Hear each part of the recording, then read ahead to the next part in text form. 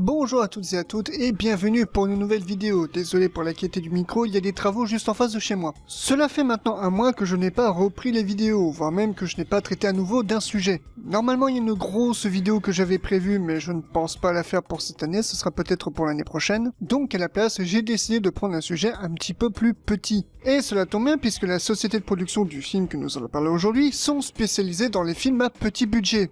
Full Moon Features, rappelez-vous, j'en avais déjà parlé dans une précédente vidéo lorsque j'ai abordé la saga Puppet Master. Eh bien, c'est à nouveau de eux que nous allons parler aujourd'hui, mais plus particulièrement d'une autre de leur saga de films, à savoir la saga Trancers. Alors évidemment, je pars du principe que vous avez vu ma vidéo sur la saga Puppet Master, donc je n'ai pas besoin de vous résumer toute l'histoire de Full Moon Features, ce qui fait que nous pouvons commencer déjà le vif du sujet. Du coup, c'est parti. Avant que Charles Band ne renomme sa société Full Moon Features à la fin des années 80, elle portait le doux nom de Empire Entertainment. Et à l'inverse de Full Moon Features, la société possède un catalogue de films beaucoup plus honorable. Je les avais même cités dans ma vidéo sur Puppet Master. La raison à cela étant que Charles Band était bien content de trouver du financement auprès de grands studios comme la MGM ou de la Paramount au début de Full Moon Features, ce qui permet un petit peu d'assurer la production des films pour pas qu'ils aient l'air vraiment trop cheesy. Puisqu'encore une fois, la volonté de Charles Band était de prouver que l'on pouvait faire des films fantastiques avec des budgets assez rikiki, mais également de dominer le marché de la vidéo en dépensant très peu, car comme nous l'a prouvé la saga Puppet Master, Charles Band est quelqu'un de très radin. Mais comme je l'expliquais tantôt, avant que Full Moon Features devienne une parodie d'eux-mêmes, avec Empire Entertainment, les films qu'ils proposaient avaient un peu plus de gueule. Certes, c'était déjà des films à petit budget, mais qui se laissaient regarder, voire même avaient bonne réputation pour la plupart. Aujourd'hui d'ailleurs, la plupart de ces films sont presque devenus cultes, genre Reanimator par exemple, mais également le film dont nous allons traiter aujourd'hui. Car si au début des années 80, la société Empire Entertainment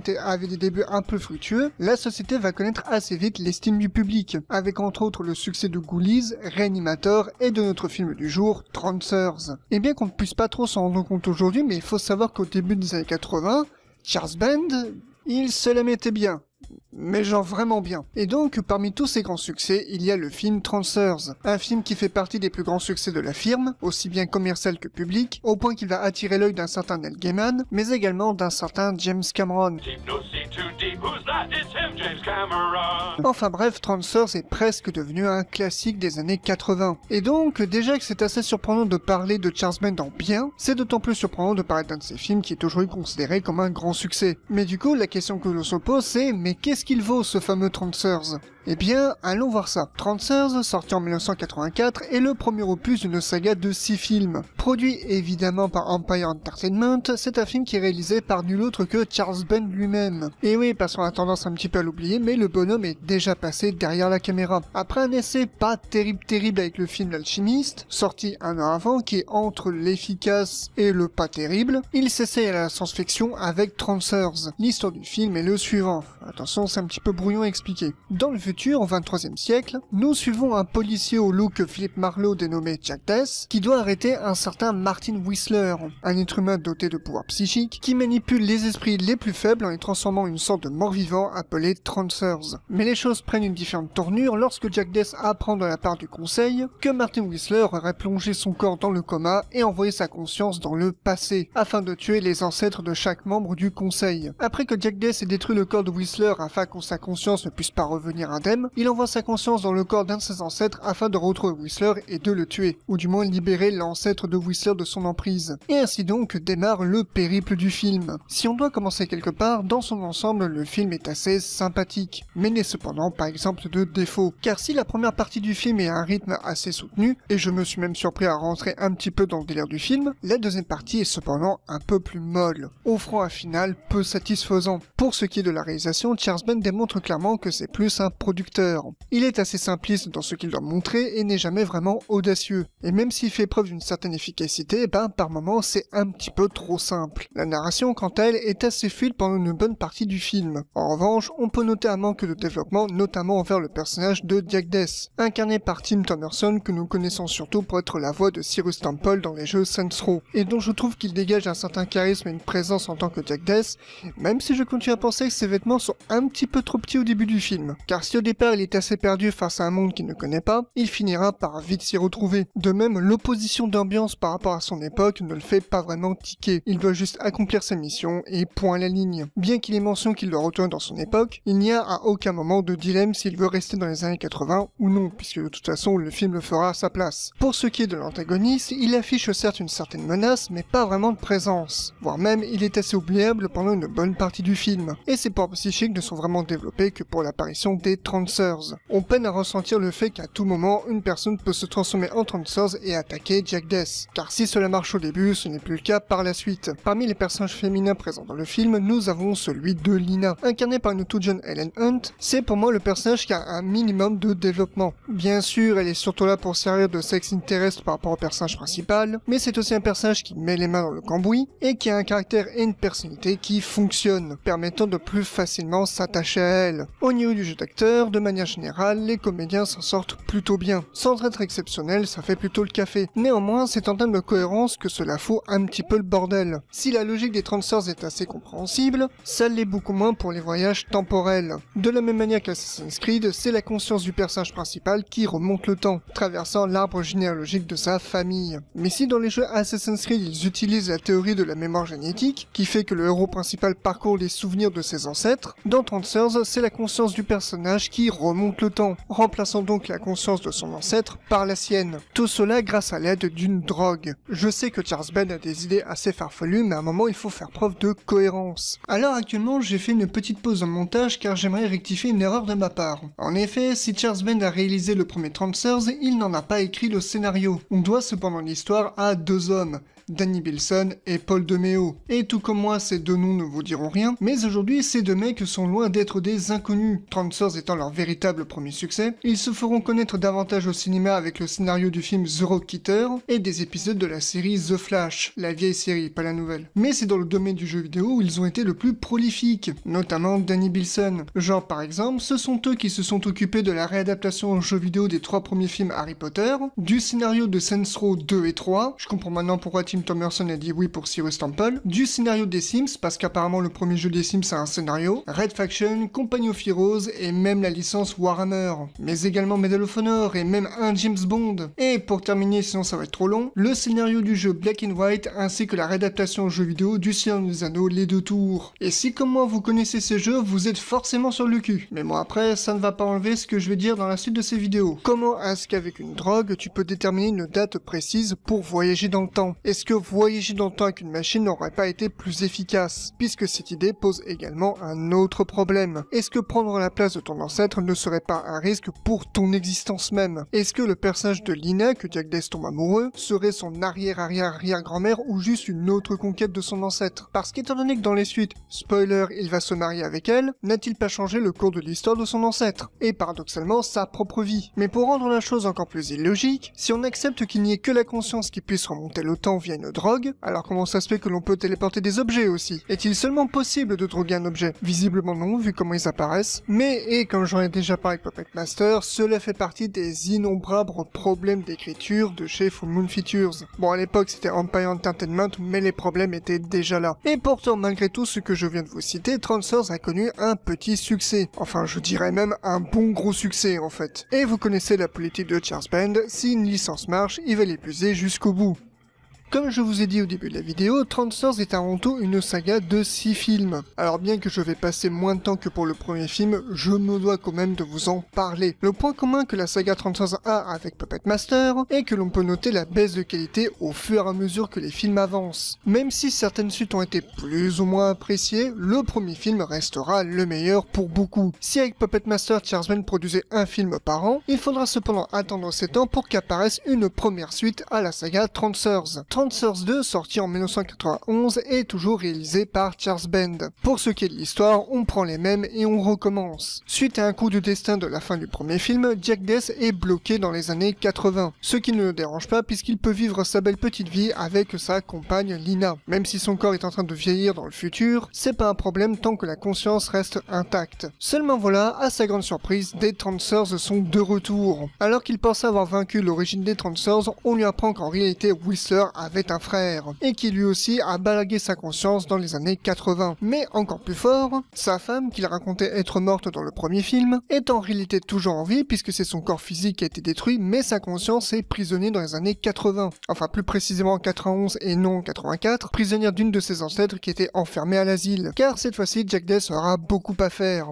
Et malgré le résumé que je viens de vous faire, eh ben le film est beaucoup moins palpitant que le premier. La photo fait que cette fois-ci, la réalisation de Charles Band est beaucoup plus inégale. Le rythme est plus lent et il n'y a pas vraiment de tension. Même les Transers ne sont presque plus une menace. Et malgré la présence de l'acteur Richard Lynch, qui est déjà apparu dans Puppet Master 3, le film n'est vraiment pas captivant. On retrouve cependant des éléments du premier film, mais cette fois-ci traités de façon feignant. Et les quelques scènes d'action présentes dans le film sont plus ridicules. D'autant plus que certaines questions qui auraient pu être traitées dans le film ne le sont pas du tout. On pourrait penser qu'à travers le personnage de son ex-femme et de sa nouvelle femme, Jack Day soit tiraillé entre deux époques, le sien ou celui de son ancêtre. Mais tout comme le premier film, cela ne sera jamais traité. Pire encore, cette suite fait comprendre que tout cela sera sans incident. Jack peut donc continuer à utiliser le corps de son ancêtre sans que cela n'ait d'impact dans le flux temporel, alors qu'il est complètement en train de changer la vie de son ancêtre. Et qu'à aucun moment dans le film, il est précisé que tout cela était prévu. Mais paradoxalement, contrairement au premier film, on peut sentir qu'il y a un tout petit peu plus de budget. C'est juste dommage que le résultat final soit oubliable.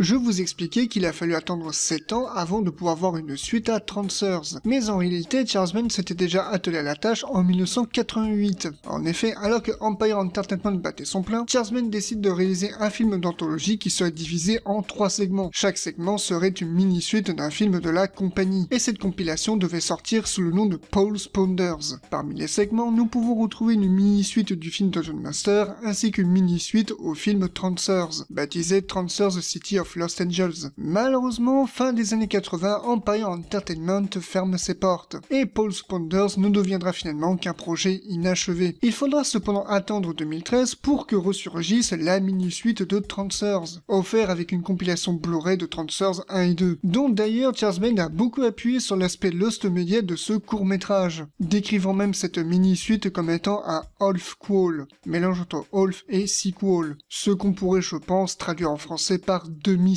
puisque ce court-métrage est nommé auprès des fans de Transers 1.5. Réalisé par Charles Band, cette mini-suite n'a pas une grande histoire, et n'a même pas de Transers.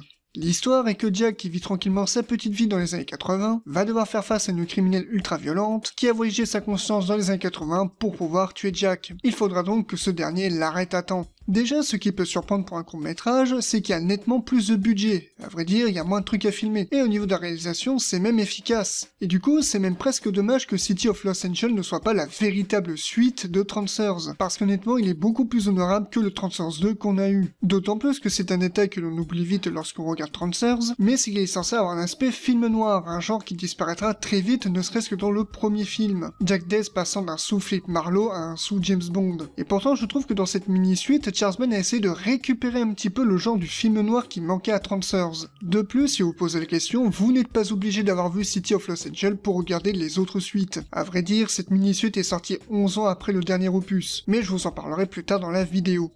Ce n'est qu'un an plus tard, en 1992, que sortira Transers 3, réalisé par un certain C. Courtney Joyner, dont c'est son premier film, et dont c'est le seul opus de la saga Transers que j'ai pu trouver en français, nous raconte, oui les travaux sont finis chez moi, nous raconte donc l'histoire de Jack Dess qui est en plein divorce, et qui doit retourner à son époque pour une nouvelle mission. En effet, car dans le futur, c'est la guerre, les Transers sont partout. De ce fait, Jack Dess est envoyé en 2005 afin qu'il puisse trouver la source des Transers et la détruire. Déjà, ce qu'on peut dire par rapport au dernier opus, c'est que c'est vraiment le jour et la nuit. Sans doute parce qu'ils ont fait appel à quelqu'un qui, contrairement à Charles Band, avait au moins un œil artistique, mais il est clair que le Transers 3 est une très bonne suite. Non seulement la réalisation est déjà bien meilleure et plus fluide, mais le scénario permet d'explorer un peu plus sur l'univers de Transers, avec un ton légèrement sombre. Le film marquera aussi la dernière apparition de Helen Hunt dans le rôle de Lina, tout simplement parce que sa carrière commençait à se confirmer à l'international, et que Charles Band a dû faire des pieds et des mains pour la faire revenir. Après, je la comprends Helen Hunt, tu commences à devenir une star montante, et tu continues à jouer dans des films pas terribles. Alors que pourtant, Transers 3, comme j'ai montré, il est pas si mal en fait. Ce qui est assez surprenant puisque lorsque j'avais vu quelques extraits, j'ai cru que c'était là que la saga commençait à partir en couille. Mais force est de constater que je m'étais trompé, puisque contrairement au deuxième opus et même au premier opus, ici il y a un travail de la mise en scène. Les enjeux sont bien présentés et la menace assez palpable. On rit juste du fait qu'en 1992, on se faisait une image de à quoi ressemblerait l'année 2005. Cela dit, il y a toujours ce même problème et je vais mettre un point final ici parce que sinon je vais le rabâcher pour les autres opus, mais c'est à partir de Transformers 3 qu'ils ont compris que l'idée de la drogue pour voyager dans le temps c'était un petit peu débile. Ils ont donc décidé de modifier l'idée en insérant enfin des appareils temporels, rendant l'explication des voyages temporels plus simple. Et bien que changer de mode de voyage est bienvenu, cela ajoute malheureusement une incohérence. C'est que la conscience de Jack est toujours dans le corps de son ancêtre, ce qui veut dire qu'il va passer le reste des films à être dans le corps de son ancêtre sans que cela n'ait aucune conséquence. Ce qui en soi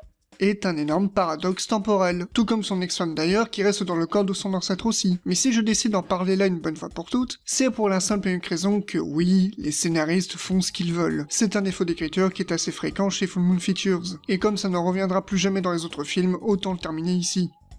Quoique, si on met de côté Transformers 2, les films sont plutôt bien appréciés. Cependant, c'est à partir de maintenant que ça commence à se casser la gueule. Tout comme pour Puppet Master, il a été décidé que Transformers 4 et 5 soient en fait un film en 2 parties, bien qu'ici c'est une excuse purement commerciale. Transformers 4 et 5 sont sortis la même année, à savoir en 1994. Tous les deux réalisés par un certain David Nutter, un réalisateur essentiellement connu pour des épisodes de série, et sans doute parce qu'ils veulent détruire l'armée des ténèbres a été une grande inspiration, et bah ils ont décidé de faire pareil. Parce que oui, voilà l'histoire de Transformers 4 et 5. Dans le futur, alors qu'une nouvelle forme de Transformers ont été découverts, Jack Dess va devoir à nouveau voyager dans le temps pour les arrêter, sauf que suite à un problème, il va se retrouver au Moyen-Âge. Et donc, l'histoire de Transformers 4 et 5, c'est Jack Dess qui doit trouver un moyen de rentrer à la maison, tout en se battant contre des Transformers et des sorciers au pouvoir magique. Alors, pour faire simple et y aller rapidement sur ces deux opus, même si le budget et la réalisation sont respectables, et ben ça traîne le cul comme pas possible. En plus de ne même pas offrir de Transformers, et en plus de se moquer volontairement du premier film, et en plus de ne pas être cohérent avec les opus précédents eux-mêmes, le film est chiant à regarder. C'était quasiment le même problème avec Puppet Master 4 et 5. L'histoire qui devait à la base être un seul film a été retravaillée pour faire 2 films. Et cela se ressent également ici, notamment avec Transformers 4. Cela s'accélère un peu plus avec le 5e, mais c'est pas encore ça. Évidemment, on peut remarquer que les 2 opus ont été tournés l'un après l'autre, rien que le plan final du 4e film, sérieux, mais dans son ensemble ce sont 2 opus assez ridicules. On perd complètement ce qui fait l'ADN de la saga Transformers, d'autant plus qu'un personnage comme Jack Dess n'a rien à faire au Moyen-Âge, si ce n'est se la péter à plagier Evil Dead 3 avec un budget plus rikiki. Et cela n'a pas lopé puisque Transformers 4 et 5 font partie des plus mauvais opus. Et cela n'a pas lopé puisque Tim Thomerson, l'interprète de Jack Dess, quittera la licence Transformers après ce 5e opus, ayant déjà déclaré qu'il préférait le premier Transformers. Bien entendu, il y a des trucs notables pour Transformers 4 et 5, mais le problème c'est que le délire en lui-même jure complètement avec ses prédécesseurs. C'est quasiment de l'auto-parodie. Et donc, n'ayant plus l'acteur principal sous la main, impossible de faire une suite.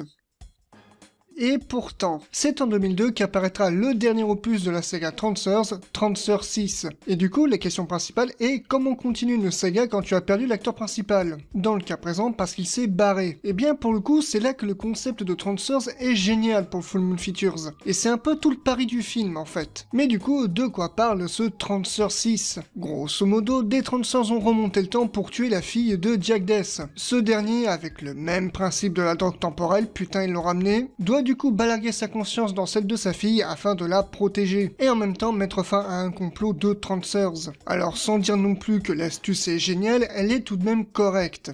On reste dans la même thématique que les opus précédents. L'idée ici étant que bien qu'ils n'ont plus Tim Thomerson sous la main, c'est de nous faire ressentir sa présence. Et donc c'est à travers le jeu de l'actrice Z Sullivan que nous allons donc ressentir l'aura de Jack Dess. Sans non plus dire qu'elle est exceptionnelle, on arrive à reconnaître un petit peu le jeu d'acteur de Tim Thomerson. Cependant, on peut toujours faire les mêmes reproches qu'avec le premier film. Même si Jack Dess est plus ou moins déboussolé quant à ce nouveau siècle, cela ne dure jamais très longtemps. De plus, et bien que cela puisse paraître très bizarre, il ne cherche pas vraiment à rencontrer ou connaître sa fille. Le film s'en moquera un petit peu, mais ce qui intéresse surtout Jack Dess, tout comme dans le premier film, c'est d'exécuter sa mission. Et c'est assez drôle que je fasse des parallèles au premier film, puisque de l'aveu du réalisateur, cet opus essaie de renouer, voire même rendre hommage au premier film. Et bien que les hommages sont notables et appréciables, bah ça reste un petit film fait dans la période années 2000 de Full Moon Features. Et vous savez ce que ça veut dire? Que c'est Charles Band qui a dû s'occuper du budget, et que du coup le résultat fait très amateur, frôlant même par moments le fan film. Quoique je dis ça, mais je serais pas étonné de voir qu'il y a des fan films Transformers de bien meilleure qualité. Et que par conséquent le film est ennuyeux à regarder. Même si les 30 premières minutes sont un minimum captivantes, j'ai bien dit un minimum, assez vite le manque de budget se fait ressentir, avec notamment un recyclage des lieux de tournage. Pourtant on ressent qu'il y a une tentative de vraiment essayer de faire quelque chose de bien. Ce n'est pas du mauvais travail pour du mauvais travail comme les derniers films Full Moon Features. Le film essaie de rester cohérent avec les autres opus de la saga. Mais ça n'enlève pas que c'est pas terrible à regarder. Je sais que des 6 films, c'est celui-ci qui est souvent considéré le pire à cause de son gros manque de budget. Mais honnêtement, je dirais qu'il est un petit peu mieux que Transformers 4 et 5, car il a un petit peu cet aspect retour aux sources. Alors, je pourrais lui attribuer le terme féministe, mais on parle quand même d'un personnage masculin dans le corps d'une jeune fille. Oui, excusez-moi, c'est dégueulasse, mais c'est le film qui l'explique comme ça. Et pourtant, j'avais un petit peu d'espoir pour que ce soit un minimum bien. Et malheureusement, non, le film est très chiant. Même nos premières vidéos à moi et mon frère sont plus palpitantes à côté. Alors qu'on n'avait aucun budget. Je ne vais pas revenir à ce que j'ai déjà dit dans une autre vidéo à propos des films amateurs, ou films de guérilla, comme j'ai pu parler avec ma vidéo sur Tetsuo The Iron Man. Le fait de ne pas avoir de budget n'est pas le souci. Le principal est de prouver à quel point tu as de l'imagination et de la débrouillardise. Et c'était ce que Charles Band arrivait à prouver. Au début, et la licence Transformers en est un petit peu le cas d'ailleurs. J'ai même envie de dire que les films s'en tirent un peu mieux que Puppet Master, car même si les 3 derniers films ne sont pas vraiment du top niveau, c'est pas non plus déshonorant, là où pour la licence Puppet Master, le respect est mort. Et d'ailleurs, bien que les licences Transformers aient en sommeil depuis environ 22 ans, Charles Band a annoncé l'année dernière qu'il aimerait bien voir un reboot ou un remake ou un retour de la saga Transformers. Et à vrai dire, quand on voit comment se conclut le 6e film Transformers, on se doute très bien que comme Tim Thomerson ne reviendrait pas, c'est avec donc le personnage de sa fille que la saga allait continuer, puisque c'est clairement comme ça que la fin sous-entend. Et heureusement qu'elle se soit arrêtée d'ailleurs. Alors, qu'est-ce que j'ai pensé de la saga Transformers ? Déjà, est-ce que je l'ai préféré par rapport à la saga Puppet Master? Clairement non, puisque les deux licences sont totalement opposées. Mais je ne cache pas que j'ai une certaine sympathie pour les films Transformers. Déjà, et ce pour une raison que mon frère et moi ne saurons jamais, j'aime bien l'aspect film noir, bien que ce ne soit pas si présent que ça dans les films. Et même si le concept en soi est assez couillu, il a une formule qui, avec quelques réajustements, fonctionne, au-delà des soucis de paradoxe temporel que cela impose. Même les opus les moins bons, je les préfère à ceux de Puppet Master. Mais comme je vous ai parlé tantôt, il y a la qualité des films qui diminue au fur et à mesure que Full Moon Features avance dans le temps. Mais contrairement aux suites de Puppet Master, je suis content d'avoir visionné ceux de Transformers. Et étant donné que les 6 opus sont tous disponibles sur YouTube, si vous en avez la curiosité, je vous conseille d'aller les regarder. Au moins les 3 premiers et la mini-suite. Mais bref, j'espère que cette vidéo vous aura plu. De base, je devais juste parler du premier film et je me retrouve à pas de toute la saga, mais ce ne fut pas un moment désagréable. Sur ce, je vous dis prenez soin de vous et à la prochaine!